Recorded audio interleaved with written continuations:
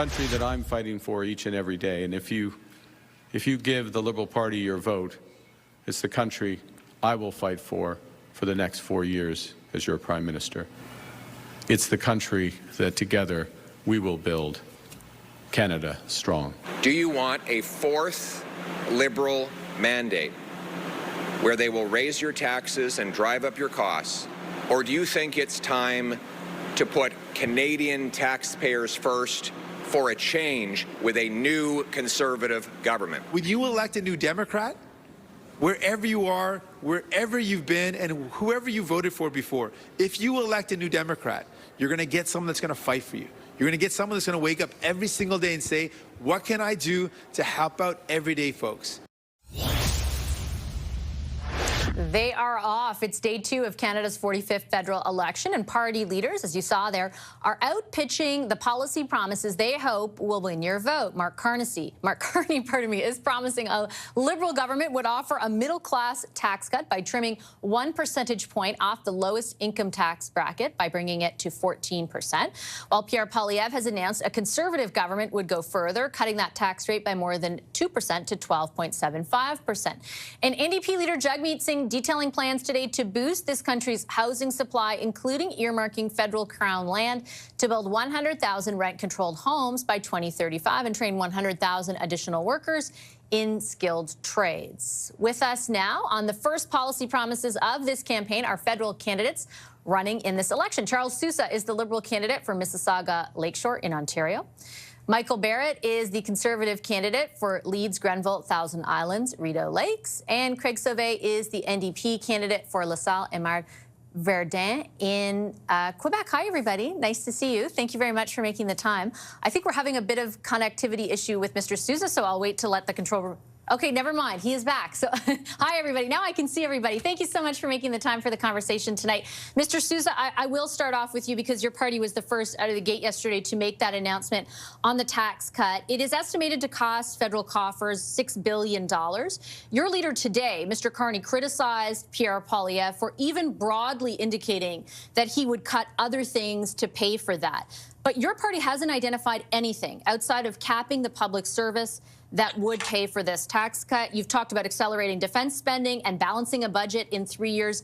Help us with the math on that, and what would you cut specifically?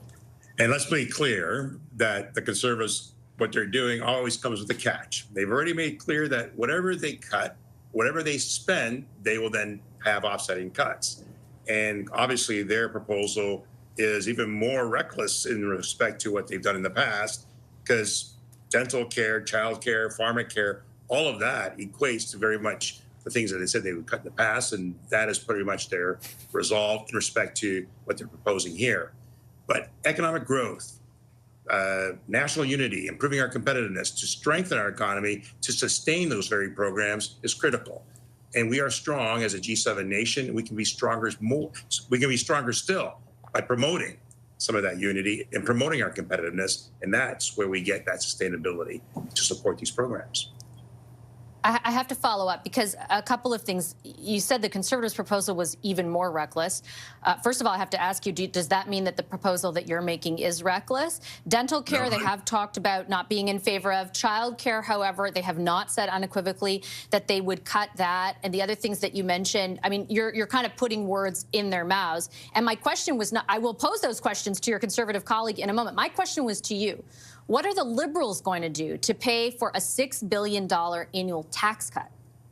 And as I said, and as Mark Carney has said over the course of this few weeks now, we have to have a stronger economy. We have to have one Canada, not 13 separate jurisdictions, to improve our competitiveness, to expand our trade routes to other parts of the world, to strengthen our economy further, to sustain the very programs that are important to Canadians. Canadians care about the dental care program. They care about child care. They care about pharmacare. They care about ensuring that we strengthen our economy. And that's exactly what we're proposing. And people want more money in their pockets. And through this middle income tax cut, it supports them in that endeavor as well.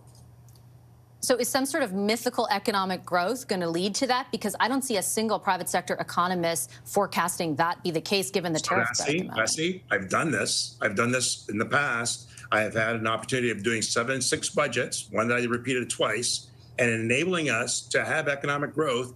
We were able to increase our program spending. We were able to support many Canadians through that process. I provided for national immunity measures by having only one securities regulator to improve our competitiveness while enhancing CPP across Canada. We need to do more of that.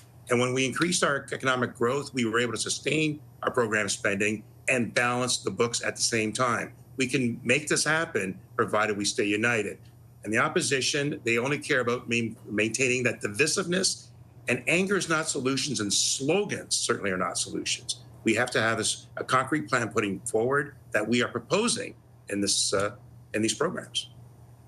Okay, and we'll circle back to that point around economic growth, because I take your point about your experience, but I, again, don't know of any private sector economist that is forecasting vis-a-vis Donald Trump, we're all of a sudden going to see, booming economic growth in this country. Mr. Barrett, I do want to ask you about what you're proposing, because it is even bigger in both the size of the tax cut, but also foregone revenue. When fully implemented, it'll be about $14 billion. Your leader today said that you would cut the bureaucracy and foreign aid. By how much? Look, let's talk about why we have to do this, why we need this middle class tax cut. It's all about bringing it home.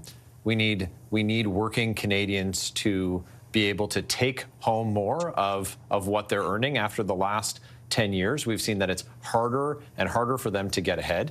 The Liberals in 2015, they promised to cut taxes. Now 80% of Canadians pay more tax than they did 10 years ago. They're paying $10,000 more per year in taxes than they were. And so that's why it's so important. They're going to pay $800 more this year for groceries than they did last year. Our tax cut is about putting $900 back in the pocket of the average working Canadian, or $1,800 for a family. That's going to make a real difference for them. And so the things that we're going to cut are the Liberal insider waste and corruption that we've seen explode over the last 9 years with the Carney-Trudeau Liberals. When you look at the management consulting that we've seen in Ottawa, more than doubling to between 18 and $20 billion per year.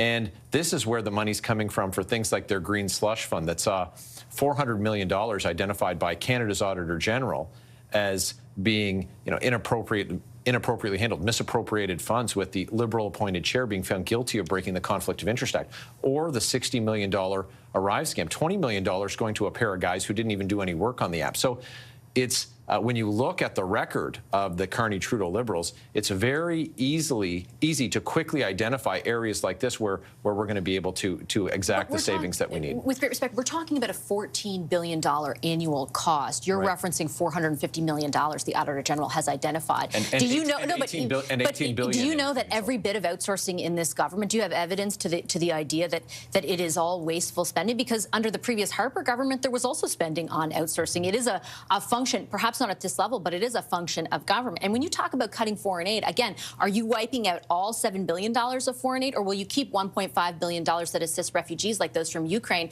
just for being here in Canada? Look, when you have the doubling of management consulting, but we don't see an improvement in the services that Canadians are receiving, my constituents aren't getting passports any faster. In fact, it took them even longer to get the services that they used to get at half the cost than they see now with the Liberals. So you can, at a minimum, cut that management consulting in half.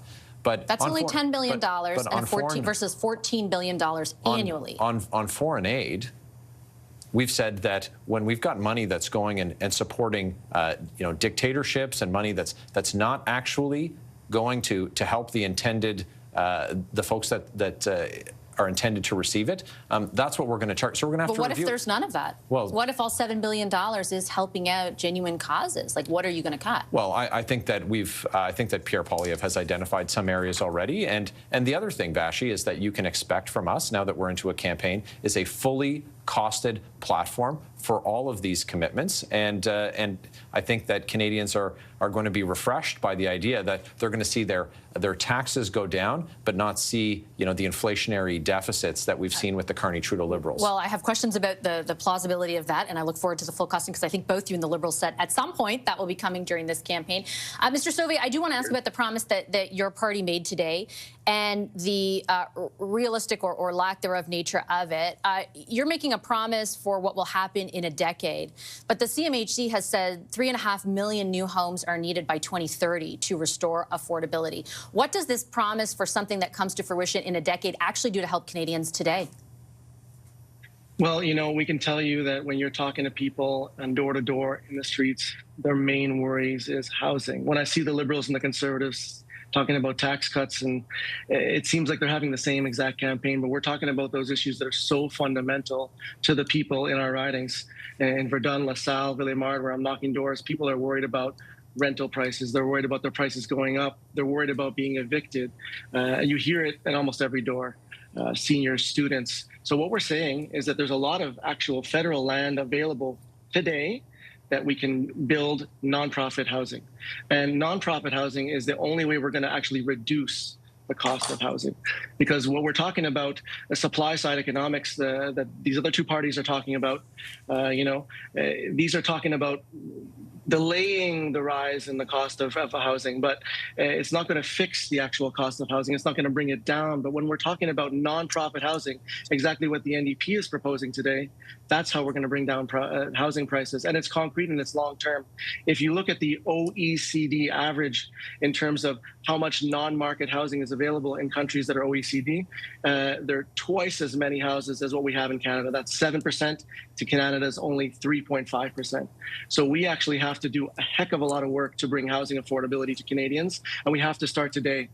Today, where we started our campaign was where we started it 4 years ago as well. We asked the Liberal government to open up Canadian federal held land for nonprofit housing, and nothing's been done over 4 years. We want to see action, and you have to start today in order to truly bring together housing affordability for all Canadians.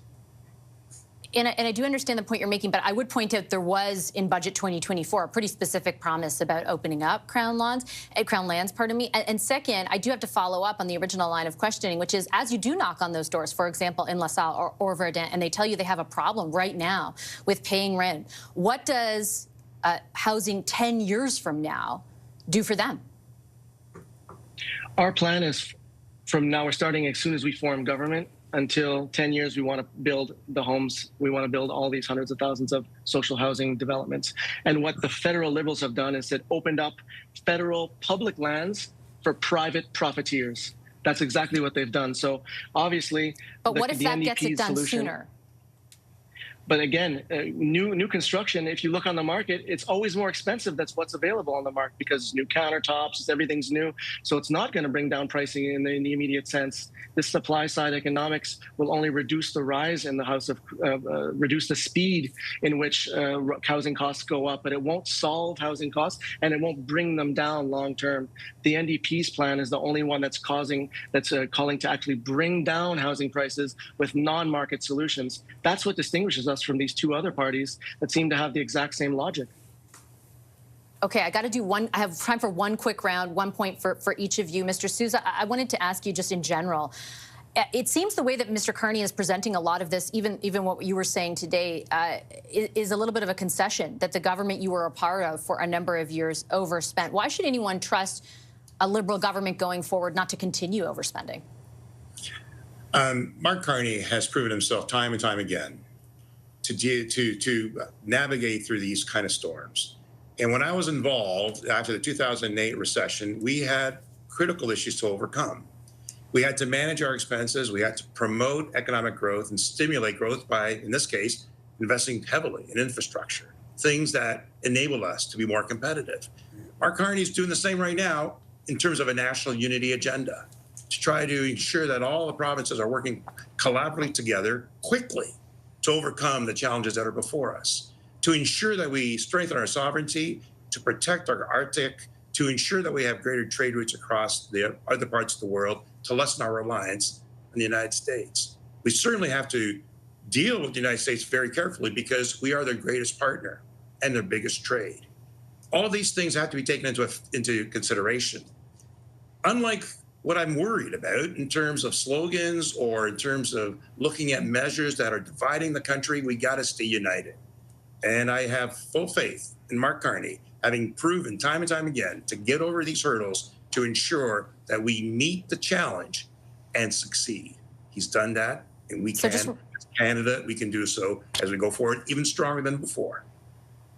Just really quickly, is there any reason? So is it just Mark Carney? That's the difference. That's why Canadians should all of a sudden feel that Look that at the 10 years of bench. deficit spending will come to an end. We have a strong number of individuals that are working very, very hard to protect Canada's interests. And we are taking a number of steps with the team. And Team Canada is doing its part. And a number of others that are part of the group have taken initiatives that I don't believe the Conservatives or the NDP have the depth by which to do so. And this is critical. Canadians have a choice. You see before you a number of individuals that have had proven experience in dealing with these matters in the past, and they can continue to provide for Canada. Talking about the economy is about people. It's not just about the numbers. And for some, it's only a matter of what can we cut to try to get to a certain threshold. It's not about the cuts. It's about the investments that we can do to try to succeed in enabling us to sustain the programs that are important to them. This is what we are doing as Liberal Party of Canada. Mr. Barrett, I want to turn over to you and give you and Mr. Sauvé a word on all of this. And I did want to jump off what Mr. Sousa is saying, insofar as, look, tax cuts will help a lot of Canadians, but other programs like dental care, the Canada Child Benefit, particularly help the lowest income Canadians. Why are you not more concerned about them? Take a look at what the Conservative record is in introducing a program like the Universal Child Care Benefit, which was the but not means tested, right? In the same way that this one is. Which was the the first type program of that type, and that's something that that we've said we'd support. There can be a fiction spun by the Liberals, but let's take a look at what the costed platforms are when they come out.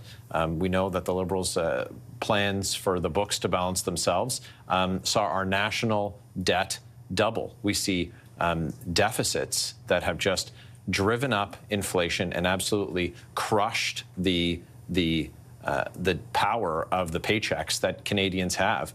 And they've put us in a position of weakness when we're dealing with these threats from the United States. Our plan is to put Canada first and to actually harness the power of our natural resources, for example, and get our clean, ethical natural resources to market and to diversify our trade so that, Canadians will have, will have that prosperity that really has been left in the ground over the last 9 years. It sounds like you're kind of banking on economic growth, this mythical economic growth, to save your budget as well. In that costing, will you detail exactly what programs you'll keep and cut? Absolutely. Okay. You can count on Conservatives actually prioritizing working Canadians. They've been left behind by these Liberals. Just take a look at the food bank use in this country, which has doubled after 9 years of the Carney-Trudeau Liberals. We have people choosing between heating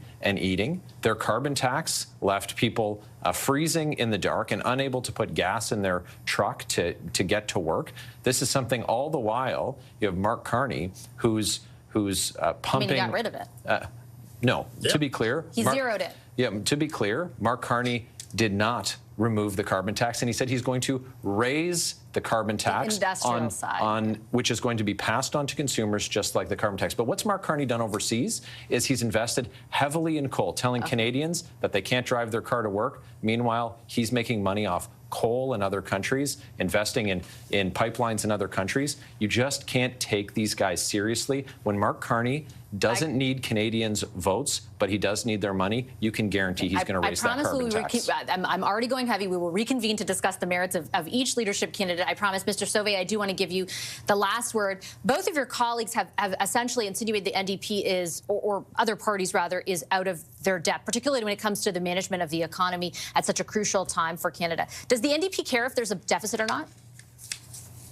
Look, what I'm hearing from these two parties is the same trickle-down economic theory that hasn't worked for Canadians. They're talking about making the billionaires and millionaires more rich so that we hope that the profit will trickle down to average Canadians. And that's not what happened over successive Liberal and Conservative governments for the last decades. Wealth inequality has gone up. And what has Canada and the U.S. done during the Depression and after the war? We invested in social programs. We invested in social housing. That's what got us out of our messes of the Depression and the post-war period. That's exactly what we need. We need to create social solidarity. We need to strengthen Canadians, take care of workers in a tough time to make sure that we get through this together and we stay together, keep our elbows up. That's how we're going to make it through this, not by trying to make the rich richer and then hoping that somehow the money's going to get and come down to the average Canadians. That's not what we can do anymore. Just very quickly, does that mean the NDP will run deficits of this size or greater, and will you have a fully costed platform? Our fiscal plan, and it's a great fiscal plan. I'm very excited for you guys to see it, but all in due time. Today we were talking about housing, which is going to be one of our main platform planks because that's what people are talking about the doors. They want to know how we can reduce their housing prices and save them from evictions. Okay, I'm going to leave it on that note. Thank you all for making time for the discussion tonight. I really appreciate it. I hope we can reconvene throughout the campaign. Charles Sousa, Michael Barrett, and Craig Sauvé.